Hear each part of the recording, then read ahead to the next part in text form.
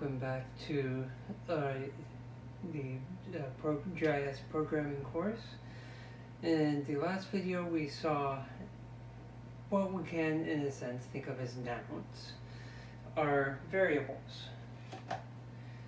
So if you have started reading the chapter, you'll recognize the analogy I'm drawing here.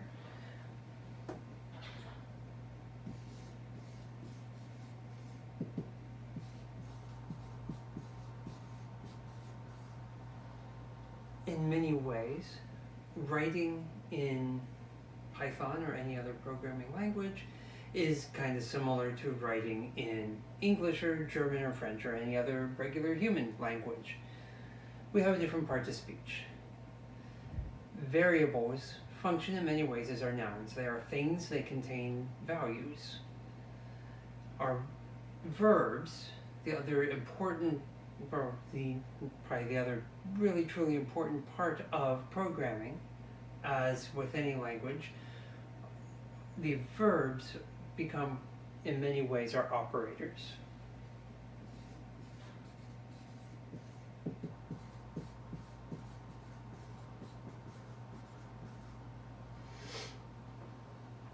In a lot of what we see, the most common operators are those which are in some ways mathematical in nature.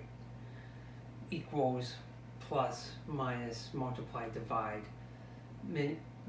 Mathematical operations become operators. They're hardly the only operators that exist. As we will see later, when we look at functions further down the line, we'll see that strings have their own, as I've introduced them in the chapter, they're string operators. Some of them can be considered operators truly like this. Others are other ways of giving commands, giving instructions about strings. So our operators, the main thing they do is allow us to change the value of the variables. And with that in mind, I will illustrate one pair of frequently confused operators.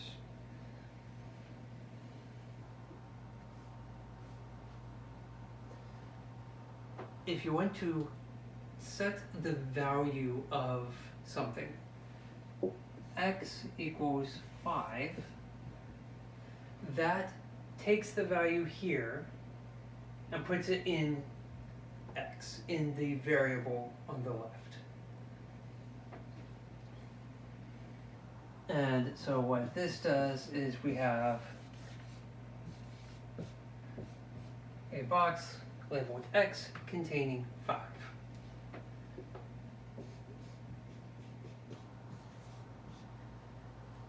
Once we have that done, however, we then need some way of deciding or determining, is the value of x 5?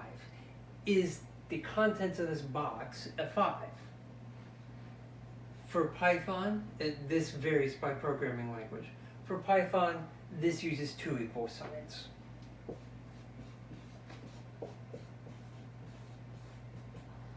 And that will return that Boolean value of true that we saw in the previous video from Valley Falls. So here are our 2 main parts of speech for our programs thus far.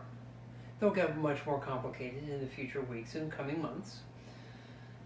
Our nouns are variables, our verbs are operators, and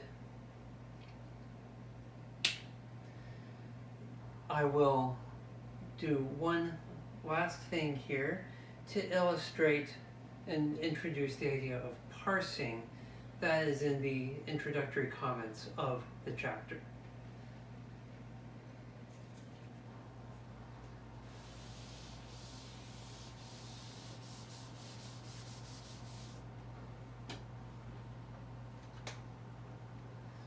parsing is how does a computer actually read a line of code? So here we have a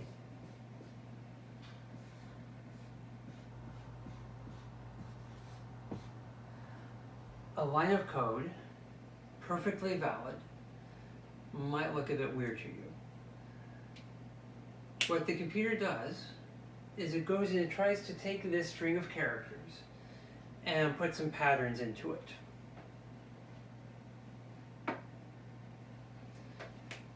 And the first thing it does is to divide this into its constituent parts, or tokens as they are called. X, we have the operator equals, Y, the operator double equals, and 5. Once it has broken this up, it then tries to match what is here to patterns it is looking for. One of those patterns is, you could say, assignment. When it sees this equals, it knows it's going to set a value. Whatever comes to the left of that should be a variable.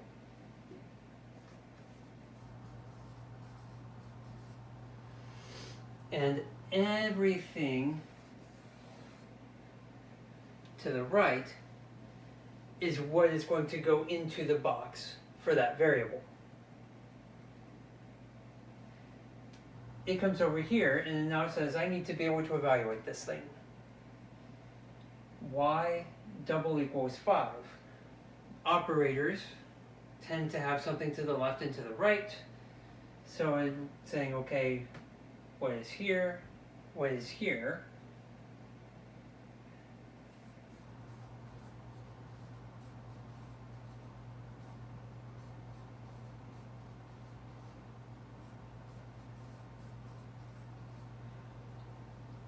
And it sees those two tokens, one on each side, and it can check to see if indeed they are the same thing. For sake of argument, let's say they are.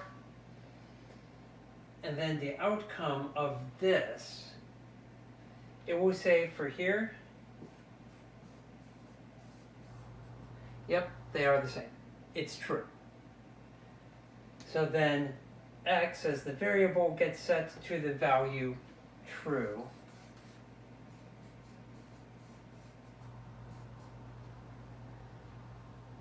And here is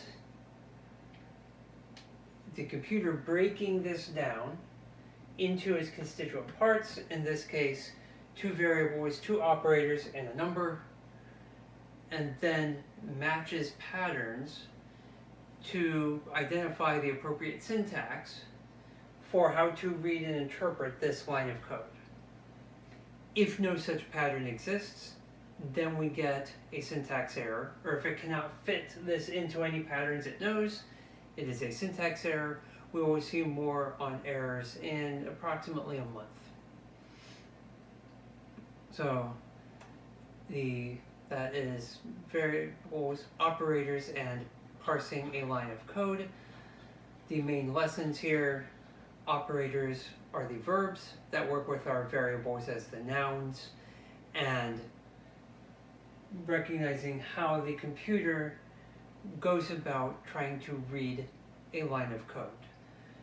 In future weeks, we will see how it handles programs of more than one line. So again, thank you for watching, and have a good one.